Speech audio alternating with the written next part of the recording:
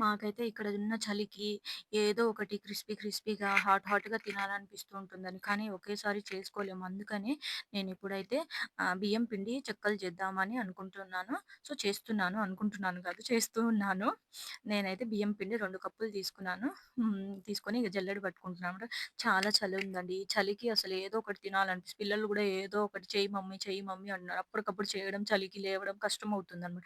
సరే ఒకేసారి చేసి పెట్టుకుందాం అని జెప్పేసి నేనైతే బియ్యం పిండి చెక్కలు చేస్తున్నాను. చాలా ఈజీగా, చాలా టేస్టీగా వచ్చాయన్నమాట. సో, మీరు గూడా ఒకసారి ట్రై చేయండి. నేను చెప్తాను ఎలా చేయాలో. సో, నేనైతే 2 కప్పులు తీసుకున్నాను బియ్యం పిండి. అక్కడ చూపిస్తున్నాను గదా! ఆ కప్పుతో ఇంగ జల్లెడ పట్టుకున్న తర్వాత నేనైతే పెసరపప్పు యూజ్ చేస్తున్నాను. మీరు కావాలంటే శనగపప్పు గూడా యూజ్ చేసుకోవచ్చు. అందులో పల్లీలు గూడా యూజ్ చేయొచ్చనమాట.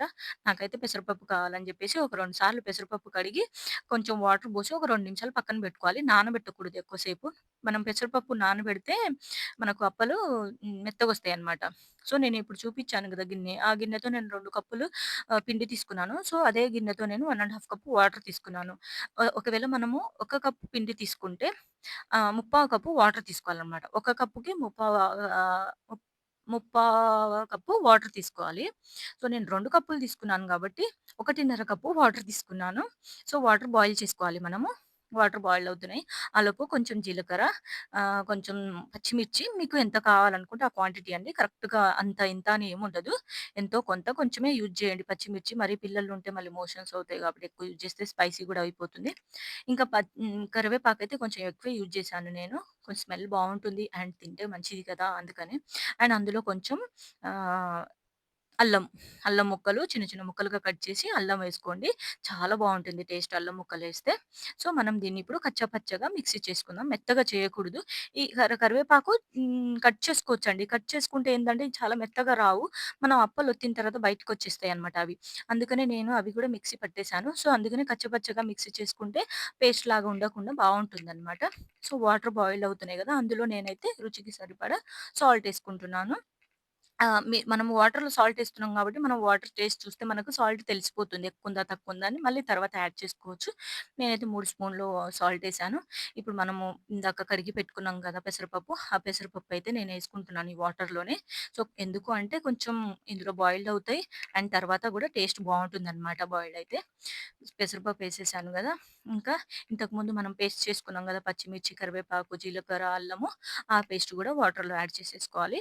బావుంటుంది బాయిల్డ్ అయిన తర్వాత ఇదంతా. ఆ ఫ్లేవర్ అంతా వాటర్‌లో పోతుందనమాట. బాయిల్డ్ అయితే పచ్చి వాసన వంటివి ఏమి ఉండకుండా అండ్ అప్పలు కూడా చాలా క్రిస్పీగా వస్తాయన్నమాట. చాలా బావుంటుంది.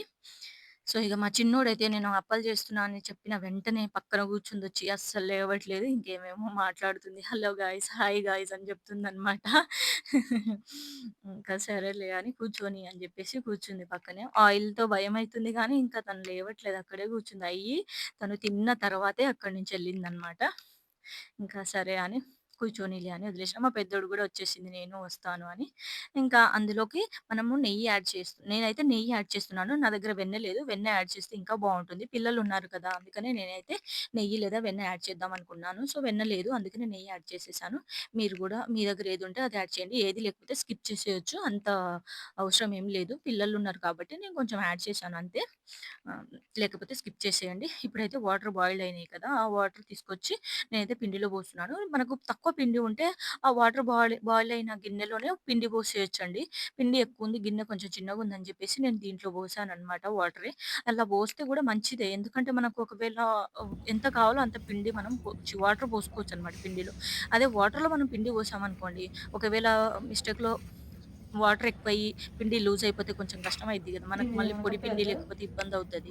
సో, అందుకనే నేనైతే ఈ విధంగా పెట్టుకున్నాను. ఒకవేళ పిండి మనకు వాటర్ తక్కువైనా తర్వాత మళ్ళీ కొంచెం హాట్ వాటర్ పెట్టుకొని పిండి కలుపుకునేటప్పుడు యాడ్ చేసుకోవచ్చు గదా! అందుకనే. సో, తర్వాత ఇగో ఇక్కడ నేను చూపిస్తున్న విధంగా బాల్స్ చేసుకోవాలనమాట. ముందుగా అన్ని బాల్స్ చేసి పెట్టుకున్నామనుకోండి మనము చెక్కలొత్తుకోవడం చాలా ఈజీ అవుతుందనమాట. మనకు ఫస్ట్ ఇబ్బందేందంటే బాల్స్ చేసుకోవడమే.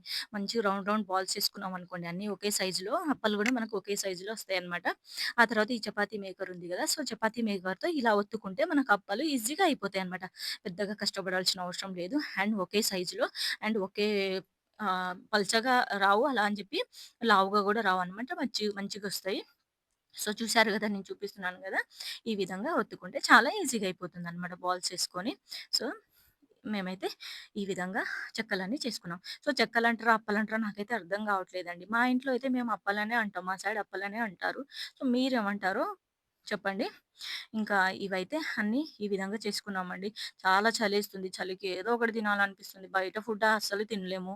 సో, అందుకని ఇగో ఈ విధంగా మేమైతే ఇంట్లో చేసుకున్నాం. చూడండి ఎంత కలర్‌ఫుల్‌గా ఉందో పెసరపప్పు, పచ్చిమిర్చి పేస్ట్ అవన్నీ చాలా బావుంది గదా! సో, ఇప్పుడైతే ఆయిల్ హీట్ అయింది. నేనైతే అందులోకి ట్రాన్స్‌ఫర్ చేసుకున్నాను. అప్పలైతే మంచిగా ఫ్రై అయితాయన్నమాట. ఇప్పుడు అప్పలు మనకి గోల్డెన్ బ్రౌన్ కలర్ వచ్చేంత వరకు ఫ్రై చేసుకోవాలి.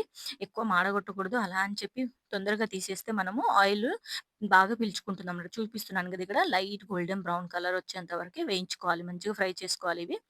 సో, అన్నీ ఈ విధంగా అన్నీ ఫ్రై చేసుకుంటే మనకు చాలా క్రిస్పీగా ఉంటాయన్నమాట అప్పలు. అంతేనండి సింపులు.